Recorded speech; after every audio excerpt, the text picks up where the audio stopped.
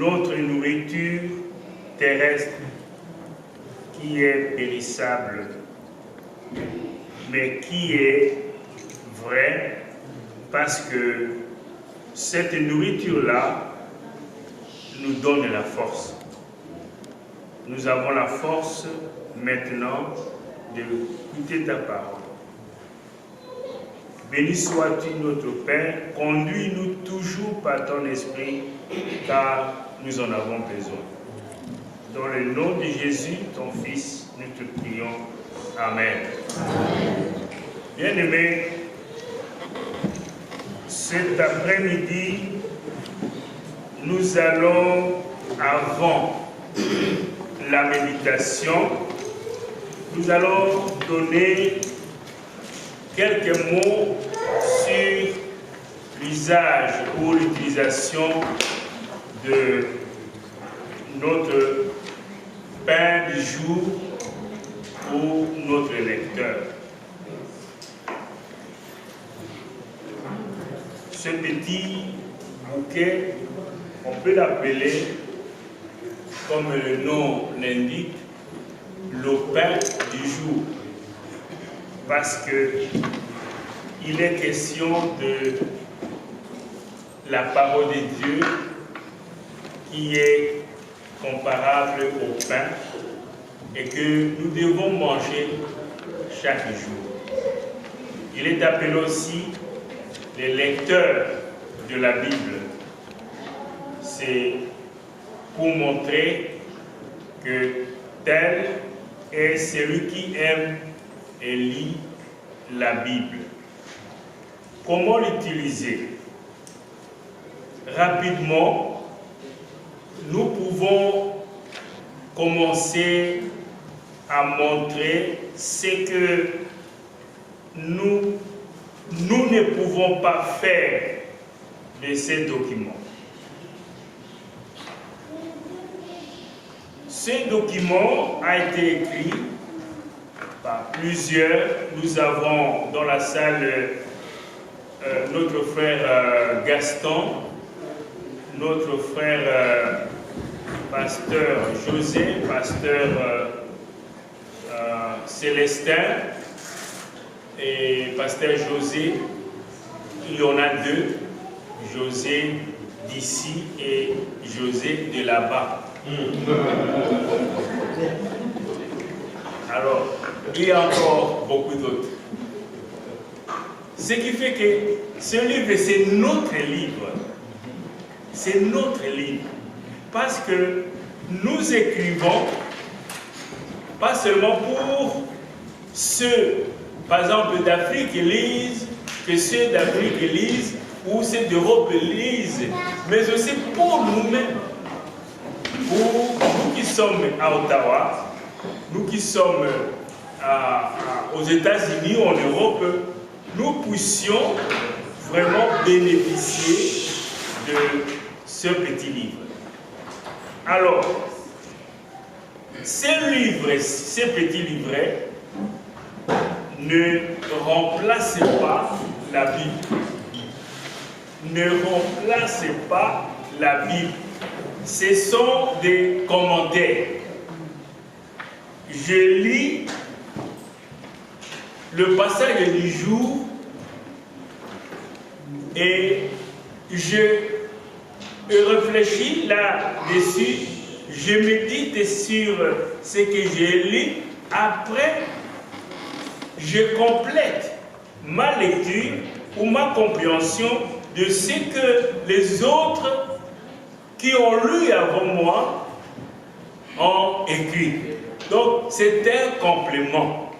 Un complément. La parole d'abord, mais pas le livret d'abord. Ce qui n'est pas aussi, ce n'est pas un recueil ou tout simplement quelque chose pour suivre les dates que aujourd'hui c'est le 4 août 2018. Vous ouvrez et vous voyez, ah, c'est aujourd'hui. Et c'est tout. Donc, vous prenez ça pour un calendrier. Un calendrier qu'on doit afficher sur un mur. Non, ce n'est pas un calendrier. Ceci n'a pas été écrit dans le but de suivre les dates. Rapidement, ce que nous pouvons faire de ce document nous aide à comprendre ce que nous avons lu. Alors, comme je disais tout à l'heure, nous commençons, bien sûr, on commence la lecture de la Bible ou la méditation par la prière. On fait sa prière avant de lire la Bible. Pourquoi prier? C'est pour demander la lumière du Saint-Esprit sur le passage du jour, sur ce que j'ai lu. Parce que ce livre a été écrit il y a longtemps. La mentalité de gens qui ont écrit ce livre, la Bible, ce n'est pas notre mentalisme. Nous sommes des hommes modernes. Mieux, les hommes et les femmes du 21e siècle après Jésus.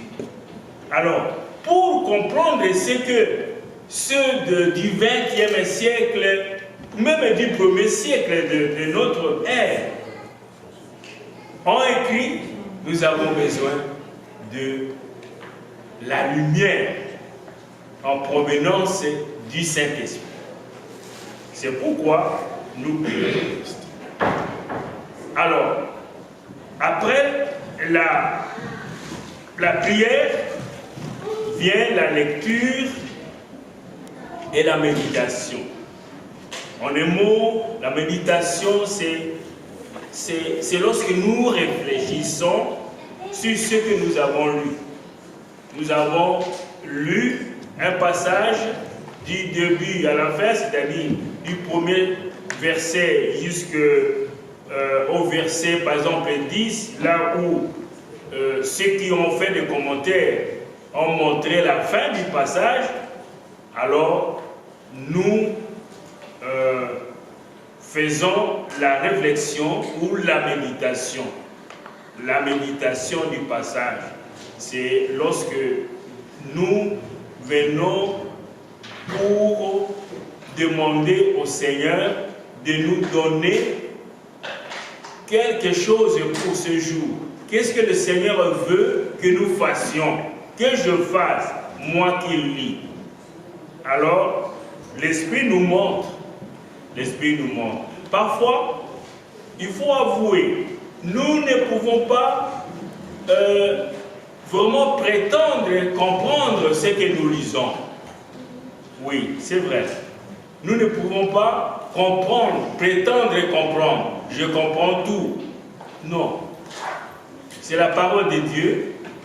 Alors il faut le Saint-Esprit de Dieu lui-même pour nous aider. Et si nous n'avons rien retenu par nous-mêmes, alors là, nous rentrons ici, que nous comprenions ce que nous avons lu, que nous ne comprenions pas, nous rentrons ici. Nous rentrons ici pour suivre ce que les autres ont écrit. Ah, eux, ceux qui ont écrit, ils ont lu avant et ils ont réfléchi, le Seigneur les a aidés, ils ont mis cela par écrit. Donc, nous,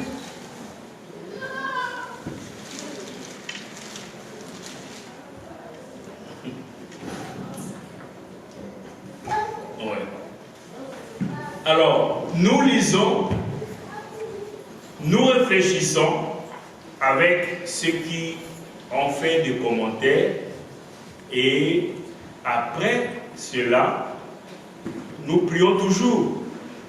Le Seigneur, par sa grâce, il nous aide à comprendre et à retenir quelque chose. Il y a des questions. Les questions sont là pour chaque passage biblique. Il y a des questions. Par exemple, aujourd'hui, nous sommes... c'est dimanche? Oui. Nous sommes dimanche 5 août. Ah, j'avais parlé de samedi le 4. Non. Aujourd'hui, c'est dimanche le 5 août. Et la lecture se trouve dans Ésaïe, chapitre 62, de 1 à 12. Ça, c'est le passage du jour. Et dans ces passages du jour, il y a des questions qui sont posées que le commentateur, c'est-à-dire celui qui a écrit, a posé pour nous aider. Ce sont des propositions. Ce sont des propositions faites pour nous aider à comprendre le texte. Alors, par exemple, aujourd'hui, la question qui est posée, ou les questions posées, sont la question numéro 1. La question numéro 1, c'est tout au début. Vous avez la page, la première page, cette page où nous trouvons les questions pour chaque jour. Il y a la question numéro 1, c'est de quoi ou de qui parlent ces versets. Ça, c'est la première question. Et on essaye soi-même de répondre. Quand on est en groupe, nous allons penser à cela ensemble. La question qui suit, c'est la question numéro 2. La question numéro 2, c'est une question qui concerne la Trinité, c'est-à-dire Dieu le Père, Dieu le Fils et Dieu le Saint-Esprit. Si dans le texte, il est question de Dieu le Père, alors nous répondons. Ou Dieu le Fils, nous répondons. Ou le Saint-Esprit. Ça, c'est la question numéro 2. Et la question numéro 7 pour ce jour, c'est quelle vérité Dieu me révèle-t-il? Quelle vérité? Ou bien quel message? J'ai lu, alors maintenant, je dois chercher le message que Dieu me donne aujourd'hui. Et bien sûr, je ne peux pas répondre à toutes les questions, mais nous tenons toujours à l'action du Saint-Esprit. L'Esprit peut nous montrer. Alors, si nous sommes à 2 ou à 3, nous pouvons répondre. Je pense bien que l'Esprit ne manquera pas de nous donner la réponse. Voilà, c'est ça. Et la question qui vient souvent, c'est la question numéro 3. Si dans le texte, il y a un exemple à suivre, ou bien un exemple à ne pas suivre. Voilà. Et à la fin, nous prions le Seigneur. Et le but de la méditation, c'est de mettre ce que nous avons lu en pratique. Alors, ce que nous avons lu en pratique, c'est dans la vie courante. Qu'est-ce que l'Esprit m'a dit, Dieu m'a montré. Voilà, ça c'est quelques points pour ce qui est de ce livret. Ce qu'il ne faut pas faire et ce qu'il faut faire. Ce qu'il ne faut pas faire, c'est de prendre ce document comme étant un calendrier.